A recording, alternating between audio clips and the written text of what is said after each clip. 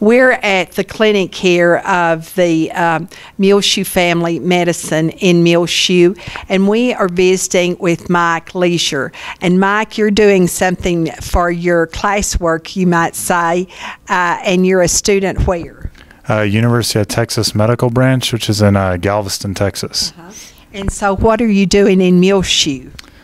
Well, I'd heard some good things about Muleshoe, about the doctors out here, kind of through the grapevine, and I'm really interested in becoming a small-town doctor myself, so I thought I would give it a shot and see what it's like. And so you're working with a specific doctor right now?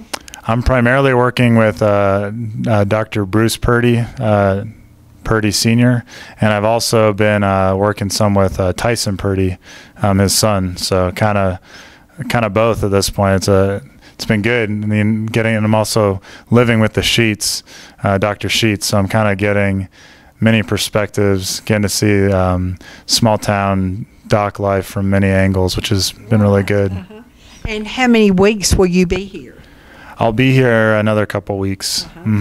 And so what has surprised you that you hadn't anticipated in small town medical life? Well, I have spent 1 month in Alpine, Texas before, so I sort of had an idea of what to expect. But I guess something that I've been impressed with here is both the doctors I've been working with have decent-sized families, and I think being a part of the community and having your family be a part of the community, and also just raising your family while also being the doctor for people in a small town, trying to manage that balance has been pretty enlightening, I guess, getting to work with these guys and see how it's done. So that was something that I wasn't coming out here with that expectation, but I've learned a lot about that.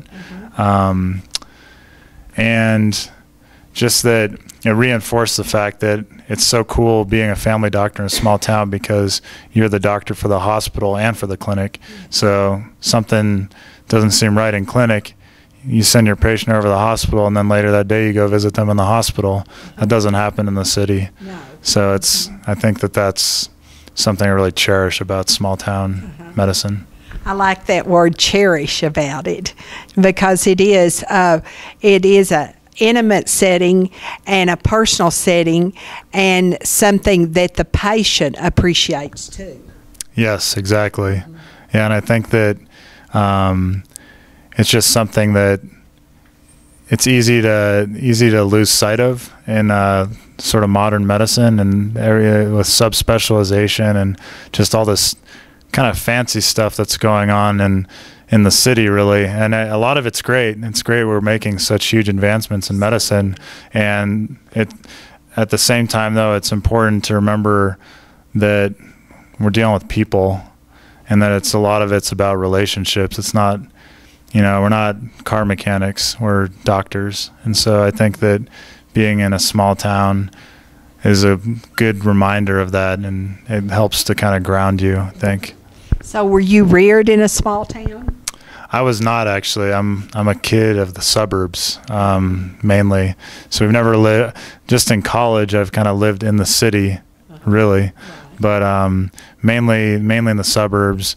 And I've reflected a lot on it, and I really like long drives, and I've been on a number of road trips where I've been through a lot of small towns and spent time there, and I just love the outdoors, and I've kind of thought that all the things that I value in life are more easily accessible in a small town, and while you can find them in the city, the things that I love most about being in this world are in a small town. So I just feel like this magnetism, like I just need to go there. So that's kind of what's led me down that road, because people ask me all the time, like, you must be from a small town, right? It's like, no, not. It's just. So where did you grow up? I've been in Austin the past 10 years. I went to UT as well. Hook 'em horns. But I don't know if that's acceptable in these parts, but I'm gonna do it anyways.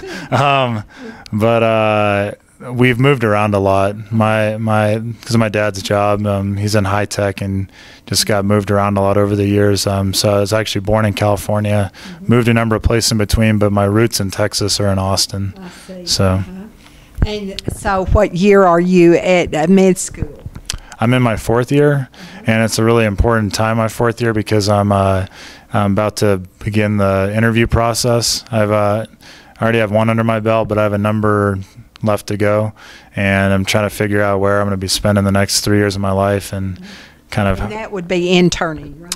Yes, yeah. First year you're called an intern, and then some of the programs are actually a 4-year, but most of them are a 3-year program, and so whether it's years 2 and 3 or years 2 through 4, all those years you're more like an upper level resident. Intern year is when you're the workhorse, though. So no matter where I go, they're going to work me hard that year. And do you have a preference where you'd like to be placed?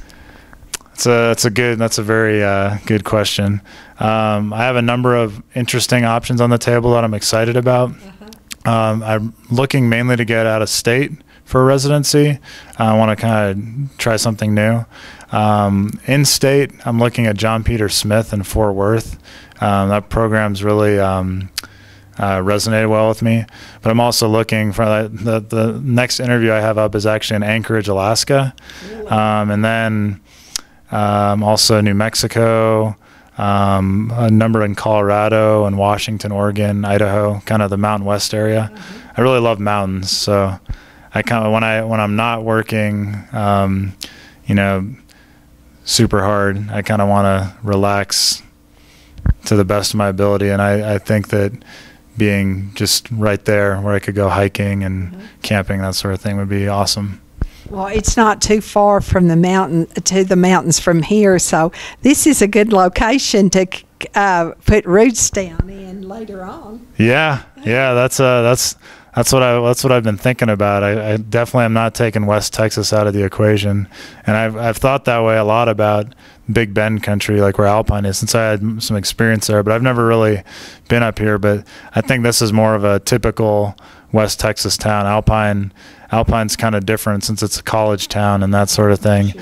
But I kind of like this, and it's when you see town of 5,000, it really is a town of 5,000. Alpine, I think, is a little bit larger due to the school. Not that that's size to me that's not ultimately the main goal, but just kind of that feel. Like, does it feel right? And so far, Muleshoe's felt right. So it's been good. Now, are your parents living? Are they living? Yes, yeah. And where do they live? They're still in Austin. They're still in Austin. Yeah, they're actually coming up to Muleshoe this weekend, though. So they're gonna come check out the area. Yeah. And so now tell me about, when did you decide that you wanted to be a medical doctor? I know a lot of people say it's like when they're a little kid, maybe they want to grow up to be a doctor, but I didn't really think about it seriously till college.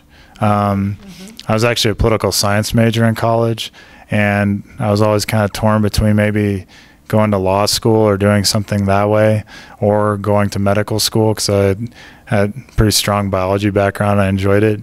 And then the more I thought about it, like, I want to do something where, everyone says they want to go out to help people, which is definitely, like, if you're going into medicine, I hope that that's part of it.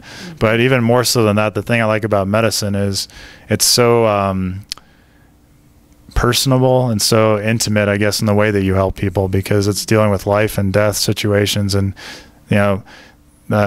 recently I was doing an ER rotation, and just someone who has a really severe abscess, just draining that abscess for them means the world to them, because it's extremely painful.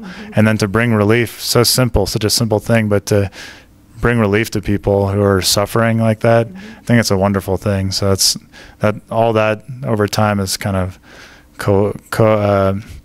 coalesced to make me want to do this, and be out there to see what I can do for people. It sounds like to me that you were meant to be a doctor with your attitude and your feelings. And so we're glad that a young man such as your caliber has decided to really help somebody else in a very positive way. Thank you for your dedication and your attitude. Now, what about, are you married? Not currently, not yet. But I'm in a serious relationship, so the thought's been crossing my mind increasingly. I noticed you were looking at the family situation of the doctors here, and so in the Sheets family, that's a good one to live with, isn't it? Yeah, no doubt. That's a very very unique situation. Yeah. Never quite heard of anything like that, and so it's been very insightful talking with them, and they've been real open. They've been extremely generous hosting me, and I'm eternally grateful that, I mean, this was like a last minute thing, and I just can't believe it worked out that way. So I thank God that things worked out the way they did. That's good. So now, when you go back, will you go back to Galveston? Actually, so UTMB, it's kind of cool. You have the option of doing your 3rd and 4th year in either Galveston, Austin, or Houston. Really? And I opted to go to Austin because of my family ties. And I also, my roommate and I, well, he ended up being my roommate in Austin, a friend of mine named Awesome. It's really is awesome. Awesome in Austin. Yeah, awesome in Austin. And he alliteration. Exactly. It's perfect. We always laugh, Dr. Awesome and Dr. Leasure. If we could set up a practice, it'd be pretty good. Yes. But he and I kind of made a promise that we were going to go to Austin and start a student-run clinic there, serving the homeless. And we've actually ended up doing that, and it's been working for about a year, and we're about to expand. It's going to be a major expansion for us, and so that's something that we're both extremely proud of, and like really that was something we promised to ourselves. Like, okay, if we leave Galveston, this is going to be. Well, we're like, Austin's going to give a lot to us. It's a great city. That's where my family is. But what can I give back? And so that was kind of how we saw it. A worthy project. It was, it's been phenomenal, and a lot of the enthusiasm it's generated in other people both. Now, did the homeless come into the clinic, or you go out to them, or a mobile situation, or what? It's so the initial people we've been working with are actually formerly homeless, and there's another organization in Austin called Mobile Loaves and Fishes. It's kind of like Meals on Wheels, and basically they have arranged for these folks to move into mobile homes, and they help them to kind of get back on their feet, and for those who can work, find jobs, and just to kind of really like remake their lives in a lot of ways. And something they noticed was that they had kind of this gap in healthcare, and which is true across the country, but for these specific people, that was the case. And so we were looking for people to take care of, and we went and met with them, and it was kind of like just a perfect situation. And they said, hey, how about you come take care of these folks? And so that's what we did. And now we're actually, this is going to be huge because we're going to be working in a place that's right in kind of the epicenter of homelessness in Austin. It's near the main homeless shelter and a number of other charitable organizations. Sort of in East Austin? Kind of downtown, like like close to East Austin, close to the interstate. But yeah, it's going to be a perfect place. We just have to, at the other place, we don't have too many people we're serving, so it's been good. We've been able to really focus on them. But this place is going to be the opposite problem. We're going to have to probably like set boundaries because we don't want to overwhelm the clinic, and we want to make sure that whenever we do tend to people, whoever we do see, that we provide them the best care and take the time, really, because I think that's a big thing in medicine is just people feel rushed all the time. And a lot of I got to see somebody else. Well, what did you want? Exactly. Yeah, and looking out the window. Yeah, exactly. And so much of it's just about, like I was saying before, about the relationship, and you can't build a relationship just telling someone a bunch of things and then leaving the room. Like, you got to get to know them and kind of understand where they're coming from. The patient usually tells you like what's wrong with them. A lot of doctors like to think that they know, but you got to listen to the person who's has a something going on. They're going to know best. And now, Tyson Purdy is a graduate of your, I guess we can already call it alma mater, but he's not a graduate of UT. I didn't mean that. Yeah. Did you know Tyson before you got here? No, I actually. Well, and Bruce is too. Yeah.